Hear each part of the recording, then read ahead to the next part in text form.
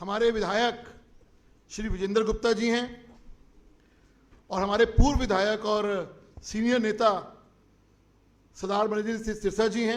मैं उन सबका स्वागत करता हूं। अब मैं निवेदन करूंगा आदरणीय प्रदेश अध्यक्ष जी से कि आप सबको संबोधित करें और इस फर्जीवाल के जो झूठ है उसकी श्रृंखला का आज जो हम आपके सामने पेश कर रहे हैं उसका खुलासा करें। धन्यवाद। सभी पत्रकार मित्रों को मेरा नमस्कार।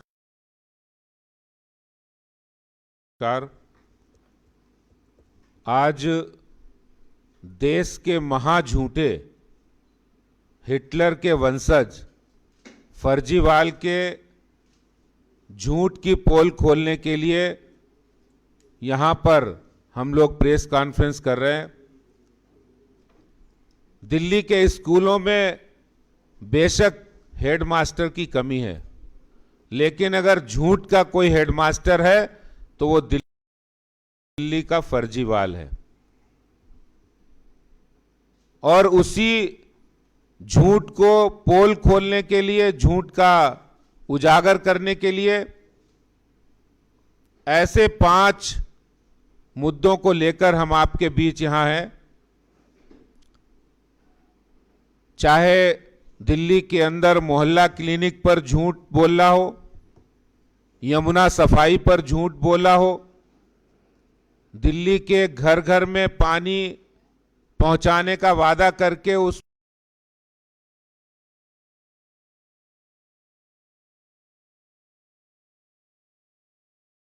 पर झूठ बोला हो, बेरोजगारी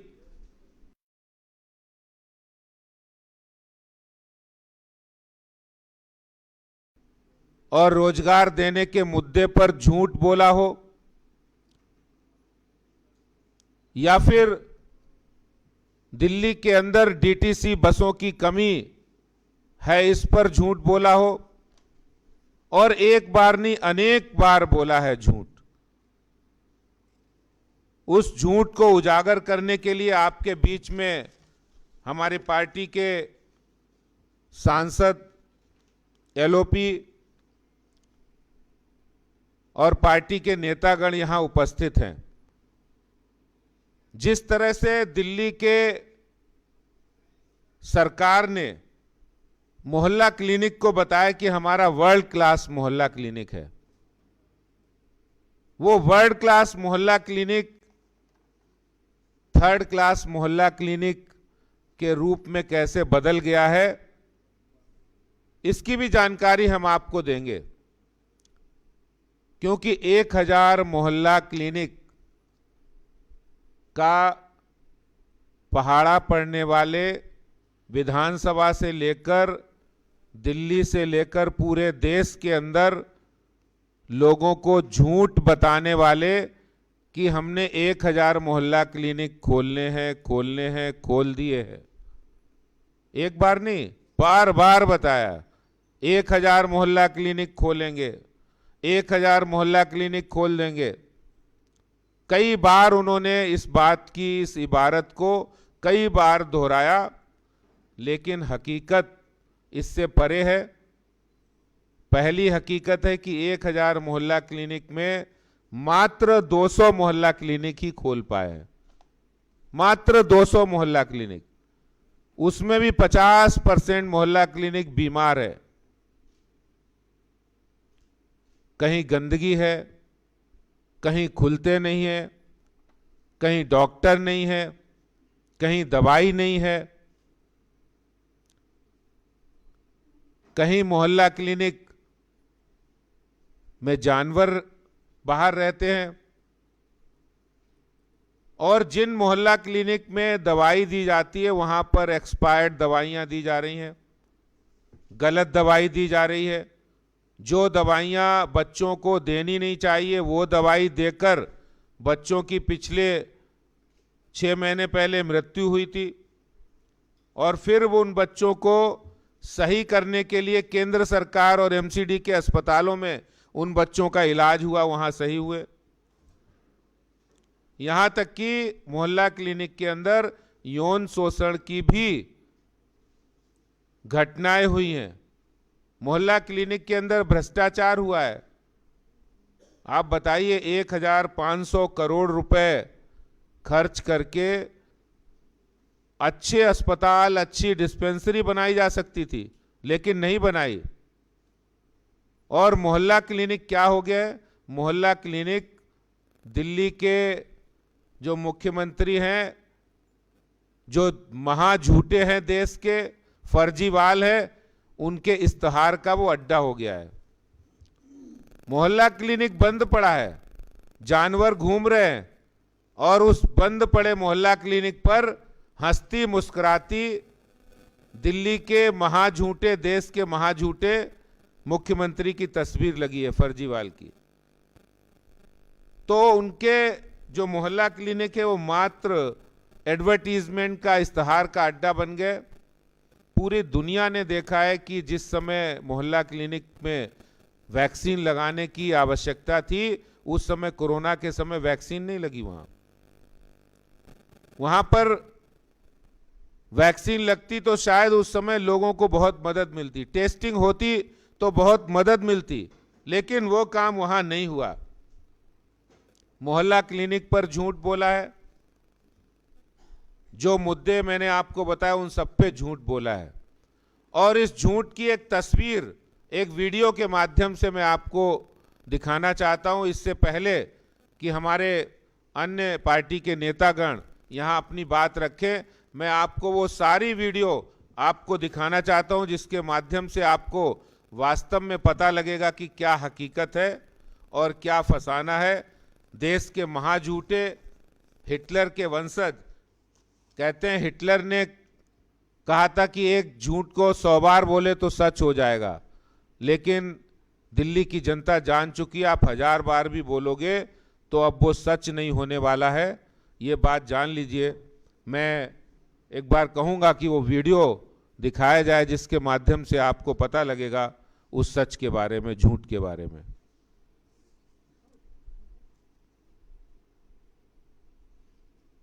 1000 क्लिनिक, 1000 मोहल्ला क्लिनिक, 1000 क्लिनिक, 1000 मोहल्ला क्लिनिक। इस 31 दिसंबर तक 1000 मोहल्ला क्लिनिक पूरी दिल्ली में बनके तैयार हो जाएंगे। 1000 डिस्पेंसरी पूरी दिल्ली के अंदर। केजरीवाल को कड़ी फटकार लगाते हुए हाई कोर्ट ने केजरीवाल सरकार से यह पूछा है कि मोहल्ला क्लिनिक पर जो विज्ञापन दिए गए, आखिर उसका क्या फायदा है जब जरूरत के समय ये मोहल्ला क्लिनिक काम नहीं आ सकते हैं। तो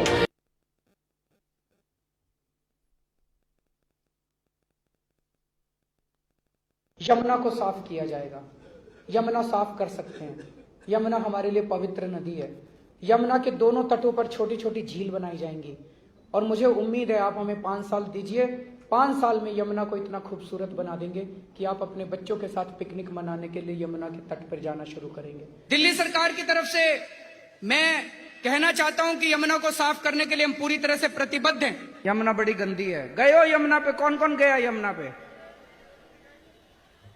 बहुत गंदी है यमुना। उसमें सारा सीवर जाता है, सारा इंडस्ट्री का पानी जाता है, इंडस्ट्री का वेस्ट जाता है।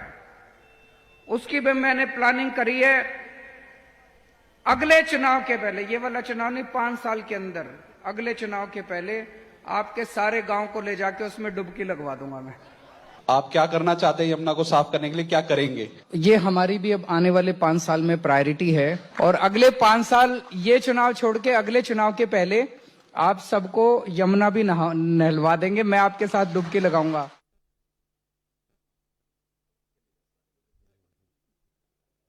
गारंटी देते हैं कि आपको 24 घंटे पानी मिलेगा, आपकी टूटी में मिलेगा, 24 घंटे पानी मिलेगा और शुद्ध साफ पानी मिलेगा।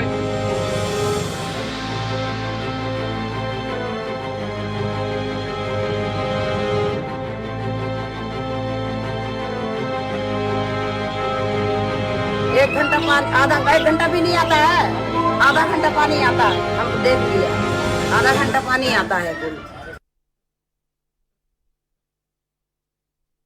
10 लाख बच्चों को नौकरी, 10 लाख बच्चों को नौकरियां, 10 लाख नौकरियां, 10 लाख लोगों को नौकरियां। पिछले 7 साल में दिल्ली सरकार ने लगभग 12 लाख रोजगार दिल्ली के युवाओं के लिए तैयार किए। लेकिन जब 2 RTI रिपोर्ट आती है तो उस रिपोर्ट में पता चलता है कि उसका महज 2% जो है वो नौकरी प्रोवाइड किया गया है। अलग अलग विशेषज्ञताओं वाली 10,000 बसें सार्वजनिक निजी भागीदारी क्लस्टर योजना के तहत निजी क्षेत्र से लाने का प्रस्ताव कर रही है। ट्रांसपोर्ट के अंदर 3,000 नई बसेस खरीदने का प्रावधान है। 2019-20 से डीटीसी के बेड़े में 1,000 नई बसें जोड़ी जाएंगी। इसके साथ साथ क्लस्टर सेवा के तहत 1,000 स्टैंडर्ड फ्लोर बसें, सीएनजी बसें, 1,000 लो फ्लोर एसी सीएनजी बसें और 1,000 लो फ्लोर एसी इलेक्ट्रिक बसें शामिल करना शुरू किया जाएगा। इस तरह दिल्ली के पब्लिक ट्रांसपोर्ट सिस्टम में सरकार ने 4,000 नई बसें सड़क पर लाने का काम शुरू कर दिया है। कुल मिलाकर 2,485 नई बसें वर्ष 2020-21 के दौरान बेड़े में शामिल की जाएंगी और 1,880 बसें, जिसमें 444 डीटीसी और 1,436 2021-22 में खरीदी जाएंगी। इस तरह 11,000 बसों का बेड़ा बनाने का लक्ष्य पूरा करना है। पब्लिक ट्रांसपोर्ट को बढ़ावा देते हुए दिल्ली में पहली बार करीब 1 साल के अंदर 1,600 बसों का फ्लीट, पहली बार इतना बड़ा एडिशन दिल्ली के बस फ्लीट में हुआ है। 1,600 बसें लगभग 1 साल के अंदर हो गई हैं और इस साल सितंबर तक इसमें 1,000 और बसें जुड़ जाएंगी। इस साल 1,000 बस और जुड़ने के बाद ये संख्या 7,693 पहुंच जाएगी और हमारा लक्ष्य है कि हम 11,000 की फ्लीट दिल्ली में बसें की करें। 2011 के बाद से आज तक डीटीसी के बेड़े में एक भी नई बस नहीं आई थी।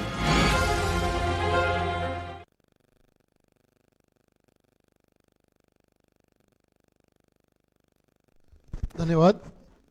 अब मैं निवेदन करूंगा विधानसभा में हमारे विपक्ष के नेता आदरणीय रामवीर सिंह विदुड़ी जी के से कि वो पानी पे जो झूठ है, इस फर्जीवाल का जो झूठ है वो आपके सामने रखें। रामवीर सिंह विदुड़ी जी। दिल्ली प्रदेश भारतीय जनता पार्टी के अध्यक्ष आदरणीय श्री आदेश गुप्ता जी, सांसद श्री रमेश बिधूड़ी जी, सांसद श्री प्रवेश वर्मा जी, श्री हरीश खुराना जी, श्री विजेंद्र गुप्ता जी, मीडिया के सभी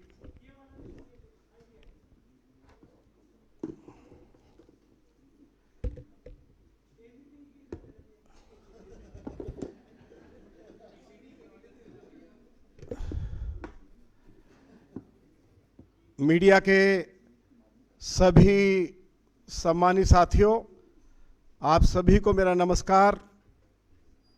दिल्ली के मुख्यमंत्री श्री अरविंद केजरीवाल और उनकी सरकार में जल मंत्री श्री सत्येंद्र जैन ने पिछले 7 सालों में 73 बार झूठ बोला है कि हम दिल्ली के लोगों को 24 घंटे क्लीन वाटर उपलब्ध कराएंगे। आज दिल्ली के अंदर दिल्ली की सरकार की रिपोर्ट के मुताबिक 63% आबादी ऐसी है जहां पाइपलाइन से पानी उपलब्ध दिल्ली जल बोर्ड नहीं करवा पा रहा है। अरविंद केजरीवाल जब मुख्यमंत्री बने, दिल्ली के पास 850 MGD पानी था और आज केवल 900 MGD पानी है और दिल्ली को आवश्यकता है 1300 MGD पानी की। अरविंद केजरीवाल दिल्ली के जब मुख्यमंत्री बने, दिल्ली जल बोर्ड 500 करोड़ रुपए मुनाफे में था। यह अरविंद केजरीवाल के स्टेटमेंट है। आज दिल्ली जल बोर्ड 60,000 करोड़ रुपया के बोझ में दबा हुआ है और हर साल 2,000 करोड़ रुपए का घाटा जल बोर्ड को झेलना पड़ रहा है। अरविंद केजरीवाल ने यह कहा था कि यदि हम सत्ता में आएंगे, हम दिल्ली में टैंकर माफिया को समाप्त करेंगे। उनके शासन में टैंकर्स की संख्या 3 गुना ज्यादा बढ़ गई और टैंकर्स के ऊपर 2013 से पहले जितना पैसा खर्च होता था, आज उससे 3 गुना ज्यादा टैंकर्स के ऊपर पैसा खर्च हो रहा है। तो मैंने ये सारी जानकारी आपको दी है कि आज भी 63% लोगों को जल बोर्ड का फिल्टर वाटर उपलब्ध नहीं कराया जा रहा है। और एक बहुत ही जो हम सभी लोगों के लिए आश्चर्य की बात है, ये मेरी ओर से आरोप नहीं लगाया जा रहा है, ये भाजपा की तरफ से आरोप नहीं लगाया जा रहा है। जब यह शिकायत की गई जल बोर्ड को कि जल बोर्ड दिल्ली के लोगों को जो पानी उपलब्ध करा रहा है वह गंदा है, वो पीने के लायक नहीं है, उस पानी को पीकर लोगों की किडनी खराब हो रही है, लीवर खराब हो रहा है, पेट खराब हो रहा है, तो दिल्ली जल बोर्ड ने जो सैंपल्स उठवाए, तो दिल्ली जल बोर्ड की ओर से यह जानकारी दी गई है, मीडिया को भी दी गई है, हमको भी दी गई है कि जो सैंपल्स उठाए गए उसमें 42% सैंपल फेल हो गए। अरविंद केजरीवाल, आपको शर्म आनी चाहिए। आपको मैं अपने सभी 8 विधायकों की ओर से लानत भेजना चाहता हूं कि आप 24 घंटे दिल्ली के लोगों को क्लीन वाटर उपलब्ध नहीं करा पाए। 63% लोग आज ग्राउंड वाटर पर निर्भर करते हैं। जल बोर्ड 2000 करोड़ रुपए के घाटे में चला गया। 60,000 करोड़ रुपए का कर्जा दिल्ली सरकार का जल बोर्ड के ऊपर है।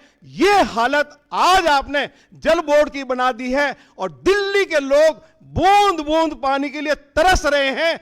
2-2 दिन तक लोगों को 1 घंटा पानी भी दिल्ली देहात में अनऑथराइज कॉलोनीज में जहां 60 लाख लोग रहते हैं उनको अरविंद केजरीवाल की सरकार उपलब्ध नहीं करवा रही है। इसलिए अरविंद केजरीवाल और उनके मंत्री नैतिक जिम्मेवारी लेते हुए उनको अपने पद से इस्तीफा देना चाहिए कि वो 7 साल में लोगों को क्लीन वाटर 24 घंटे उपलब्ध कराने की बात कर रहे थे, वह नहीं करवा पाए। मैं यही कहना चाहता हूं। धन्यवाद रामवीर जी। अब मैं निवेदन करूंगा पश्चिमी दिल्ली से हमारे सांसद भाई परवेश वर्मा जी से कि आपको जो फर्जीवाल का जो यमुना के ऊपर जो फर्जीवाड़ा है उसके बारे में बताएं। परवेश वर्मा जी।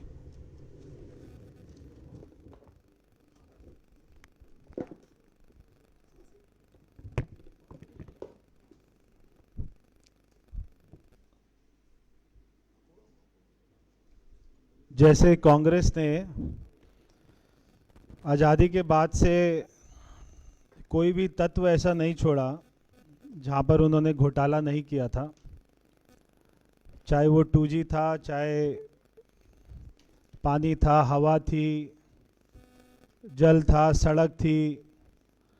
ऐसे ही कांग्रेस को पीछे करते हुए दिल्ली की सरकार ने, अरविंद केजरीवाल ने कोई ऐसा तत्व नहीं छोड़ा जहां पर केजरीवाल ने भी घोटाला नहीं किया हो और जहां पर उन्होंने झूठ नहीं बोला हो। अभी आपको पानी की बात बताई रामवीर सिंह जी ने कि दिल्ली में होता क्या है कि जमुना पार वाले सोचते हैं कि शालीमार बाग वालों को अच्छा पानी मिल रहा होगा, शालीमार बाग वाले सोचते हैं कि द्वारका में अच्छा पानी मिल रहा होगा। तो सब सोचते हैं कि जब इतना विज्ञापन हो रहा है, इतना केजरीवाल चिल्ला चिल्ला कर बोल रहे हैं, तो कहीं ना कहीं तो हो ही रहा होगा, हमको भी मिल जाएगा। ऐसी सड़क का घोटाला हुआ कि कोई भी डीटीसी बस इन्होंने नई खरीदी जितने दावे किए थे। ऐसे ही शिक्षा में झूठ बोला, ऐसे ही चिकित्सा में झूठ बोला और ऐसे ही मां यमुना के ऊपर झूठ बोला। एक तरफ भारत सरकार चाहे वो बनारस का घाट हो, चाहे काशी विश्वनाथ का घाट हो, उसको ऐसा कर देती है कि वहां से विदेशी पर्यटक भी जाकर उसकी तारीफ करता है। और दूसरी तरफ हमारी दिल्ली में एक रिवर बहती है, ये कभी किसी को एहसास नहीं होता कि दिल्ली में रिवर बहती है। हमने देखा दुनिया में कई ऐसे शहर होते हैं, कई ऐसी कैपिटल होती हैं जहां पर अगर रिवर होती है तो आसपास में पूरा शहर बस जाता है और वो उसका सबसे बड़ा एक वो दर्शनीय स्थल होता है। बड़े बड़े बिल्डिंग होते हैं, शिप घूमते हैं, नाव घूमती हैं, विदेशी पर्यटक घूमते हैं। मगर दिल्ली में एक रिवर है, हम सब उसको माँ यमुना के नाम से नहीं जानते, हम सब उसको एक गंदे नाले के नाम से जानते हैं। गंदा नाला कैसे हुआ कि हजारों करोड़ रुपया उसके नाम पर बजट का प्रावधान तो पास किया जाता है, मगर खर्च नहीं होता। दिखाया जाता है खर्च हो गया, क्योंकि पानी को साफ करने में कैसे पता लगेगा कि कितना करोड़ रुपए कहां खर्च हो गया। 2015 में भी दिल्ली के मुख्यमंत्री कहते थे मैं डुबकी लगाऊंगा, मैं यमुना में डुबकी लगाऊंगा। वो इस बात को बोलते हुए शर्म नहीं करते कि माँ यमुना गंदी है। माँ तो नहीं बोलते, यमुना बोलते। यमुना मैली है ना, सब बोलते हैं हाँ मैली है। यमुना गंदी है ना, सब बोलते हैं हाँ गंदी है। अगली बार ले जाऊंगा डुबकी लगाने, अगले चुनाव से पहले चलेंगे, पूरा गांव चलेगा, डुबकी लगाऊंगा मैं भी तुम्हारे साथ। तो नहीं लगाई। 2020 में फिर उन्होंने कहा माँ यमुना गंदी है ना, हाँ गंदी है, मैं भी डुबकी लगाऊंगा। मगर वहां डुबकी कौन लगा रहा था? अरविंद केजरीवाल नहीं लगा रहा था। छठी मैया के दिन जो हमारे दिल्ली में पूर्वांचल बहनें माँ रहती हैं, उन्होंने गंदे केमिकल के पानी में वहां पर डुबकी लगाई, और जिसका दृश्य पूरे देश ने और विश्व ने देखा। यह बात तय है कि अरविंद केजरीवाल कभी डुबकी नहीं लगाएगा मां यमुना में, क्योंकि वो साफ नहीं कर सकता। 2025 में भी चुनाव में वो यही कहेगा मैं 2030 से पहले डुबकी लगाऊंगा। मगर उसने अपने डुबकी लगाने के लिए तो इंतजाम कर लिया है। उसने अपने मुख्यमंत्री आवास में 21 करोड़ रुपए का काम हो रहा है। आपको घुसने की अंदर इजाजत नहीं होगी, हमें नहीं है, मीडिया वालों को नहीं है, कोई अंदर झांक कर नहीं देख सकता क्या काम चल रहा है। स्विमिंग पूल बन रहा है, पहला मुख्यमंत्री आवास है पूरे देश में, या पहला कोई सरकारी आवास होगा जिसमें सरकार के फंड से स्विमिंग पूल बनाया जा रहा है।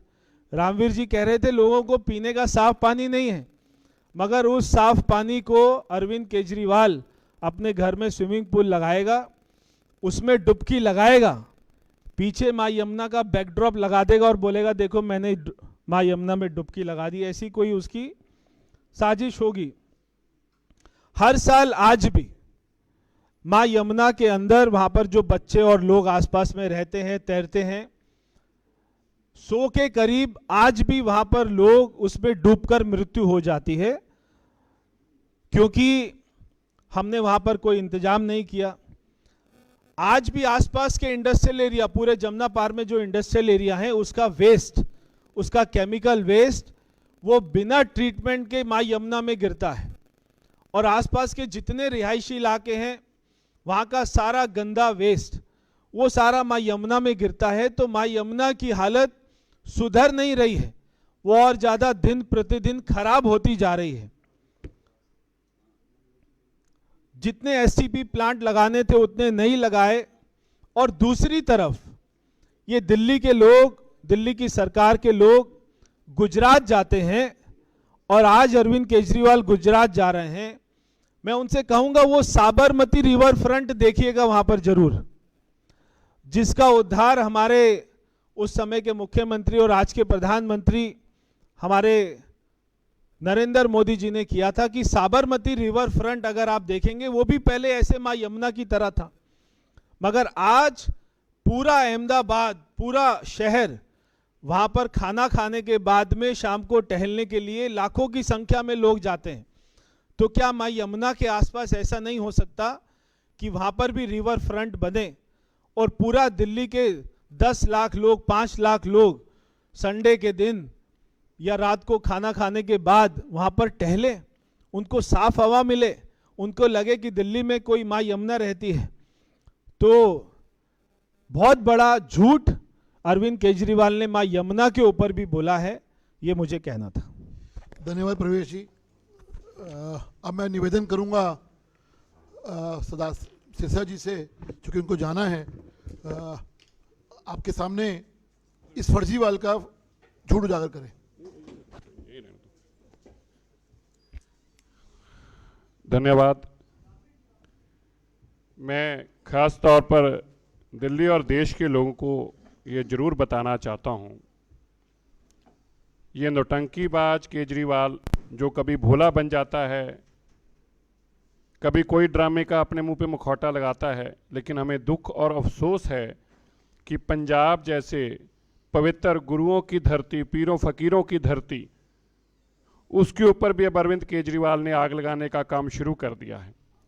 मैं आपको याद दिलाना चाहता हूं, 3 दिन पहले जो वहां पे पटियाला में सब कुछ हुआ, वो कुछ ऐसा नहीं है कि अचानक हो गया, कुछ ऐसा नहीं है कि बिना पता चले कुछ हो गया। इस सब की जानकारी पंजाब पुलिस, पटियाला पुलिस को थी, क्योंकि अरविंद केजरीवाल सुपर सीएम है। पंजाब पुलिस, पंजाब प्रशासन जो है अरविंद केजरीवाल को रिपोर्ट करता भगवंत मान की जगह। 3 दिन से ये सारी जानकारी होने के बावजूद, जिस तरह 1980 के दशक में इंदिरा गांधी और कांग्रेस ने ये षड्यंत्र रचा था देश के ऊपर सत्ता हासिल करने के लिए, पंजाब को आग के हवाले किया, वहाँ के लोगों को मरवाया और अंत सारे देश को उसका भुगतना पड़ा। अरविंद केजरीवाल भी उसी रास्ते चला है। मुझे इस बात की तसल्ली हुई, कम से कम कोई तो बोला, और कौन बोला? राहुल गांधी ट्वीट करके बोला कि पंजाब को प्रयोग मत करो, इसको एक्सपीरियंस की जगह मत बनाओ, क्योंकि राहुल गांधी जानता है कि उसके फोरफादर्स ने किस तरह से इसको इस्तेमाल करने की कोशिश की थी। इसको एक स्प्रिंग बोर्ड की तरह इस्तेमाल करके देश की सत्ता तो हासिल कर ली, लेकिन उसका खमियाजा सभी देशवासियों को भुगतना पड़ा। ये इतना शातिर, इतना बेईमान और इतना कॉम्युनल आदमी है जिसके रहते 1984 के बाद अगर दिल्ली में कोई रॉयट्स हुए, कत्लेआम हुआ, तो वह अरविंद केजरीवाल के रहते सीमापुरी में हुआ। और पिछले दिनों में सलीमपुर, क्या है? सीलमपुर, सॉरी, मैं माफी चाहता हूं, ऐसे तो ऐसे नाम हटा देने चाहिए, पता नहीं अभी तक क्यों है। सीलमपुर में हुआ, और अभी आपने देखा जहांगीरपुरी में हुआ। जैसे नाम वैसे काम, अभी जहांगीरपुरी में हुआ, और अब पटियाला में हुआ। कौन करवा रहा है? अरविंद केजरीवाल, आम आदमी पार्टी की सरकार। मैं देश के लोगों को आग्रह करना चाहता हूं, ये इतना खतरनाक आदमी है, राज सत्ता करने के लिए कितने भी बेगुनाह लोगों का खून बहा सकता है। इस शातिर और बेईमान आदमी से हम सबको सचेत होने की जरूरत है। धन्यवाद। बहुत बहुत धन्यवाद सिरसा जी। मैं निवेदन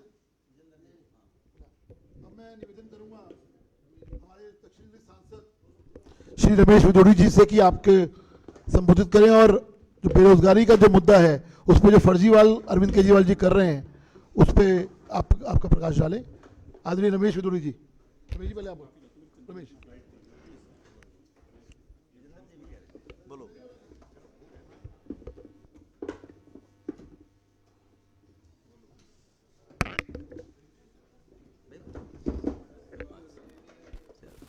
इधर रख दे।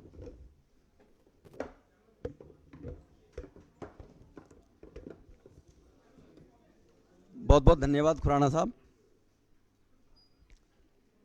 हम सब लोग आज दिल्ली के 225 करोड़ लोगों की चिंता, जिनको किस प्रकार से केजरीवाल साहब ने ठगा है, भविष्य में उसका टूल और ना बने और देशवासी भी ना बने। वैसे तो देशवासी ने देखा है उत्तर प्रदेश, उत्तरांचल, गोवा में उसको हैसियत बताई है कि उसकी जमानतें जब्त हुई हैं, लेकिन अभी स्लाइड में आपने देखा केजरीवाल साहब ने कहा था मैं 10 लाख लोगों को रोजगार दूंगा।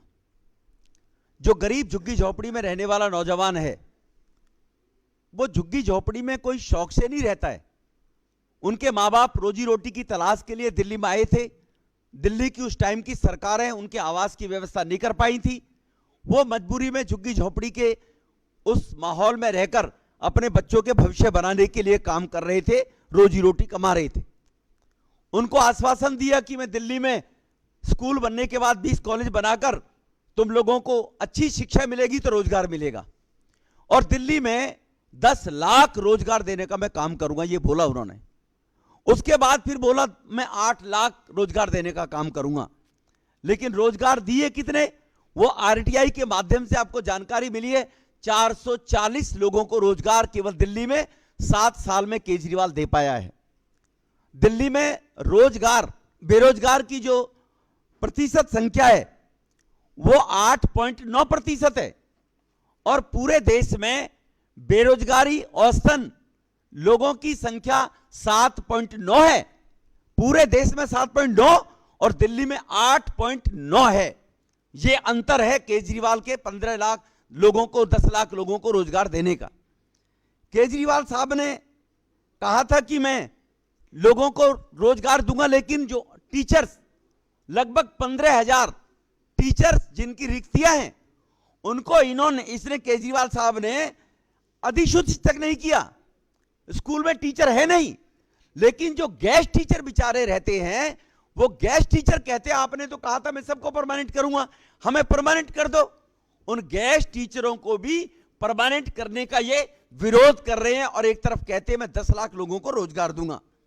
दिल्ली के अंदर 40% ऐसे जो टीचर के पद खाली पड़े हुए हैं जिनका विरोध कर रहे हैं।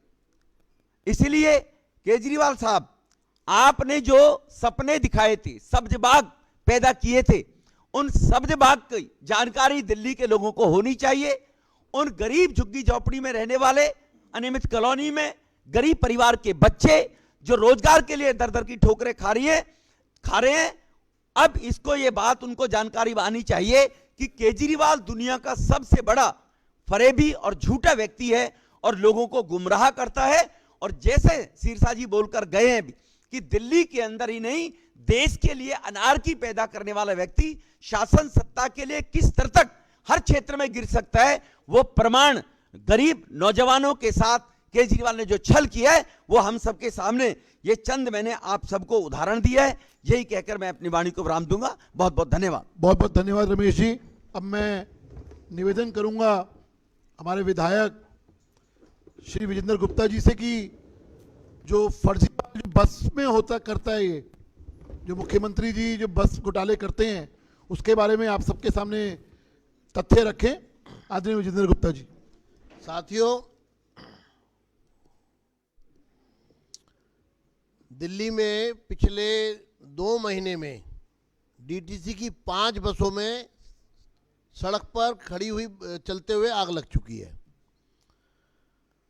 और मुझे कहते हुए चिंता भी है और तकलीफ भी है हमें कि स्थिति ये बन गई है कि अब आने वाले दिनों में हर रोज एक बस में आग लगेगी। दिल्ली की सरकार इस मामले को दबा रही है क्योंकि दिल्ली में चलने वाली डीटीसी की सभी बसें ओवर एज्ड हैं, अर्थात 12 साल पुरानी है और 7.5 लाख किलोमीटर से ज़्यादा चल चुकी है। उनको जंक यार्ड में पहुंचा देना चाहिए था, लेकिन उन्हीं पुरानी बसों पर एक एग्रीमेंट किया गया पिछले दिनों जिसमें 50 लाख रुपए 1000 बसों का 50 लाख रुपए पर बस के हिसाब से उसकी पेमेंट की जा रही है और उनको फर्दर 3 साल और चलाया जाएगा। लगभग 500 करोड़ रुपया सिर्फ ओवरेज बसेस का 1000 बसेस की मेंटेनेंस पर पेमेंट हो रही है, जबकि नॉन एसी 1000 बसें 500 करोड़ में आ सकती थी। ये जो स्थिति बनी हुई है दिल्ली में, 5000 करोड़ रुपए का स्कैम किया बस खरीद में, जिसकी सीबीआई जांच कर रही है। दिल्ली की डीटीसी में एक भी बस अप टू मार्क है नहीं और 2200 करोड़ रुपए सालाना उसमें घाटा हो रहा है। यानी कि 2200 करोड़ रुपए घाटे में डीटीसी चल रही है और बस एक भी नहीं है। पिछले 50 साल से दिल्ली के स्कूलों में बच्चों के लिए डीटीसी से बसें दी जाती थी और आज अचानक दिल्ली के सभी स्कूलों से डीटीसी की बसें विड्रॉ कर ली गई हैं और वो छोटे छोटे बच्चे 4 साल के, 5 साल के, 6 साल के जो सुरक्षित इन बसों में ट्रैवल करते थे, स्पेशल बसेस जो दी गई थी डीटीसी की तरफ से, अब वो बच्चे उनके किस्मत पर छोड़ दिए गए हैं, उनके अभिभावकों के ऊपर छोड़ दिए गए हैं कि वो कैसे भी उसको ट्रैवल करवाएं, रिस्क लें। बच्चा स्कूल पहुंचे नहीं पहुंचे वो पेरेंट्स जाने। तो कुल मिलाकर के डीटीसी की बसें पिछले 7 साल में एक भी बस ऐड नहीं हुई। जो बसें थी वो सब ओवरेज हो गई। 2200 करोड़ डीटीसी घाटे में चली गई, जबकि ये जब सत्ता में आए थे तो उस साल घाटा मात्र 1019 करोड़ रुपए था। 1019 करोड़ से घाटा 2200 करोड़ पर पहुंच गया डीटीसी का। बसें उस समय दिल्ली में लगभग 5300 थी, आज डीटीसी के पास एक भी बस नहीं है। 5300 में से एक भी बस नहीं है। घाटा 1019 करोड़ से 2200 करोड़ पहुंच गया। डीटीसी में घोटाला हुआ है, भ्रष्टाचार। 5000 करोड़, 1000 डीटीसी की बसें खरीदने के लिए जो वर्क ऑर्डर किया गया उसमें भ्रष्टाचार किया गया और मंत्री और तमाम लोग उसमें जांच का हिस्सा हैं। बच्चों की स्कूल की बस विड्रॉ कर ली। दिल्ली का पब्लिक ट्रांसपोर्ट सिस्टम, परिवहन व्यवस्था पूरी तरह चरमरा गई, ध्वस्त हो गई है और भ्रष्टाचार, परिवहन व्यवस्था के नाम पर दिल्ली को लूटा गया। तो ये मैं कहना चाहता हूं और भारतीय जनता पार्टी का ये पैनल जो आपके समक्ष है, हम ये कहना चाहते हैं कि हमारे इन सवालों का जवाब दें और हिम्मत है तो सच का सामना करें मिस्टर फर्जीवाल। कब तक झूठ की आप यहां पर दुकान चलाते रहेंगे, लोगों को गुमराह करते रहेंगे? दिल्ली को तहस नहस करने का काम अगर किया है तो केजरीवाल सरकार ने किया है। धन्यवाद। बहुत बहुत धन्यवाद वीरेंद्र जी। किसी का कोई सवाल हो तो?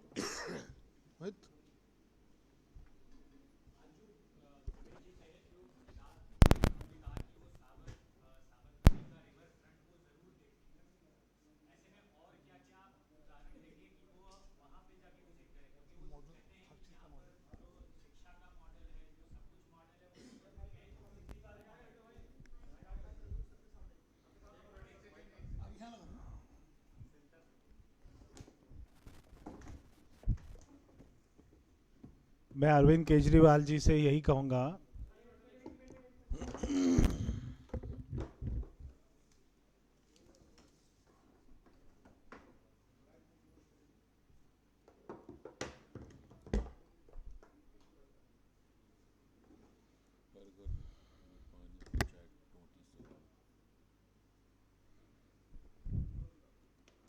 हम सभी जानते हैं कि सन 2000 में एक बहुत बड़ा अर्थक्वेक आया था गुजरात में और पूरा कच्छ पूरा तहस नहस हो गया था। मगर आज मैं वहाँ पर साल में एक बार जाता हूँ क्योंकि हमारी संस्था ने वहाँ पर 2 गांव बनाए थे। आज हम जाकर देखें तो हमें लगता है कि एक वहाँ पे कैसा करिश्मा हुआ और वहाँ की सरकार ने उसको और आज से 20 साल पहले आगे पहुँचा दिया। तो चाहे गुजरात एक दिल्ली के हिसाब से बहुत बड़ा राज्य है, वहां पर जाकर अगर अरविंद केजरीवाल देखें तो एक एक दूर दूर गांव में एक एक घर में वो देखेंगे कि वहां पर पानी आ रहा है और साफ पीने का पानी आ रहा है, तो उसको जरूर देखने जाएं। दिल्ली भारत की राजधानी है और दिल्ली के गांव में, कॉलोनियों में आज भी, गांव कॉलोनियां छोड़िए, शहर में भी जाइए, तिलक नगर जाइए, हमारे यहाँ विकासपुरी जाइए, जनकपुरी जाइए, तो गंदा काले रंग का पानी आता है। तो वो देखें और सीखें कि दूर दूर गांव में जिस गांव में 20 मकान है वहां पर भी साफ पानी वहां की सरकार भारतीय जनता पार्टी कैसे दे रही है। वहां पर शिक्षा को जाकर देखिए, वहां अस्पताल को जाकर देखिए, जो गांव गांव में क्लिनिक खुले हुए हैं उनको जाकर देखिए कि वहां डॉक्टर भी है, दवाई भी है।